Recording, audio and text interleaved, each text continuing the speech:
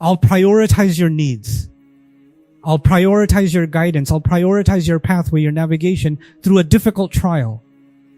This is Allah saying it's not just simply an honor that Allah is going to mention us and remember us. It's more than that.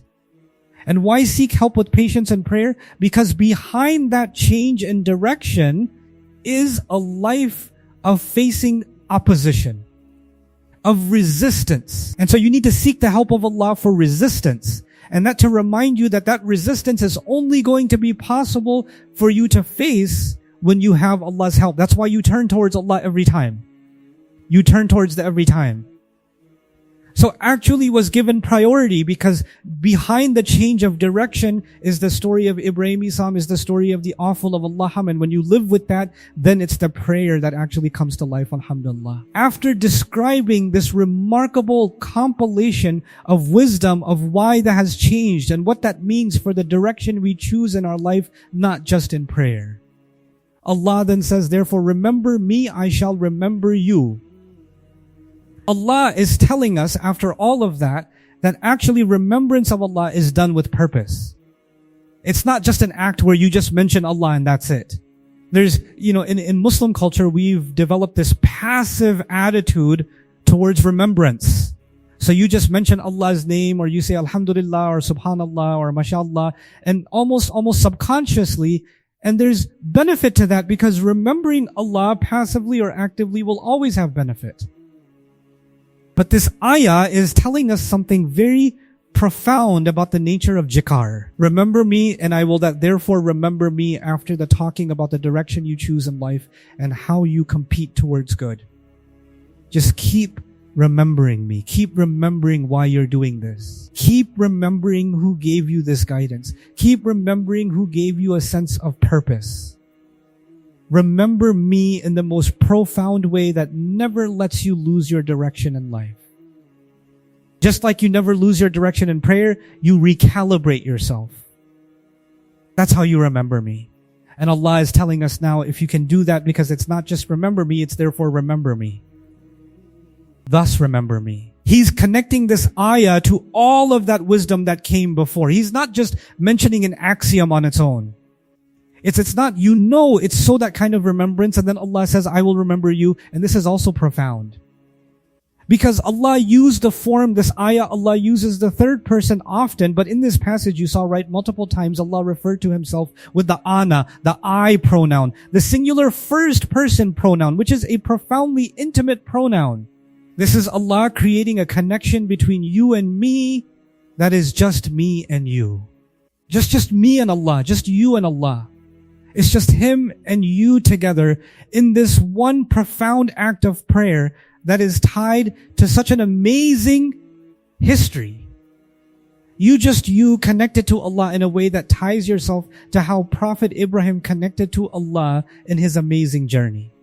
What does it mean that Allah mentions you or Allah remembers you? Allah knows everything anyway, and Allah is always mindful of you. Allah is never unaware of what you're doing. He already said. So what does it mean that He is going to remember you? It actually means that you were mindful of Him. You made Him a priority when you remembered Him. You made Him a priority. You chose the direction He wanted you to choose. He became your direction. And if that's the case, now I will remember you means I'm going to make you a priority. I'll prioritize your needs.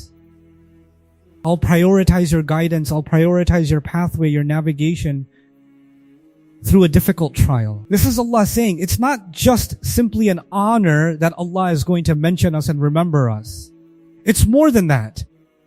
And so He says, and when Allah prioritizes you like that and makes you special like that, then obviously you should be grateful and don't be ungrateful of me. This statement at the end of all what we did so far in this remarkable journey of Hajj is tying us back to the other pillars of Islam too. When Allah was talking about fasting, or when He's going to talk about fasting in this surah later on, He's still going to remember right. So, but when the slave asks about me, I am near, that's again an act of remembrance of Allah right, and then here in Hajj again, or in thee.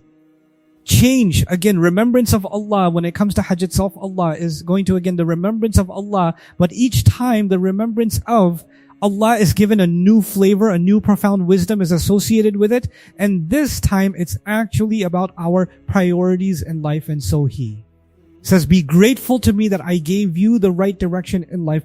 Be grateful that I gave you this wisdom so you don't just live your life and just pass through the motions. Prayer isn't just some mindless thing. You do it, calibrates you, it gives you wisdom, direction, it guides you, it counsels you. And so never be ungrateful.